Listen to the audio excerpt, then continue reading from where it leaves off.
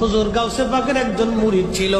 এই মুরিদের এক রাত্রি 70 বার আল্লাহ পাক স্বপ্ন দোষ দিলেন।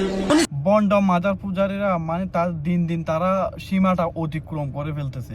আর এক বন্ড কি বলে দেখেন, তার নাকি 70 বার, মানে কি বলবো তাদের, মানে কিছু বলার না, আপনারা শুনেন। চিন্তায় পড়ে গেলেন, ব্যাপার কি করে ফজরের নামাজ পড়ে আল্লাহর ওলির খেদমতে গেলেন। এই কথা হুজুর গাউসে পাকের কাছে উনি বলবেন, বলার আগে হুজুর গাউসে পাক মুস্কি হাসি দিয়ে বললেন, বাবা তোমার 70 বার স্বপ্ন দোষ হয়েছে, এর হাকিকত জানার জন্যই তো তুমি আমার কাছে আসছো। আমার ঘটনা ঘটেছে স্বপ্নে, আমি ছাড়া আল্লাহ ছাড়া কেউ জানে না। আপনি কেমনে বলে দিলেন? হুজুর গাউসে পাক ডাক দেখে, বাবা একদিন মুরাকাবা মুহাসাবার মধ্যে আমি বসে গেছি। মুরাকাবা করতে করতে আমি লৌহে মাহফুজের পৃষ্ঠা উল্টাইতে লাগলাম। লৌহে মাহফুজের পৃষ্ঠা উল্টাই দেখি তোমার তকদিরের পৃষ্ঠার মধ্যে ঢুকে দেখি তুমি 70 বার জানা করে তুমি জাহান্নামে চলে যাবা। আমি আল্লাহর কাছে দরখাস্ত পেশ করলাম। আল্লাহ পাক ডাক দিয়ে বলেন, হে মহিউদ্দিন যাও, আমি আল্লাহ কবুল করে নিলাম তোমার দোয়া।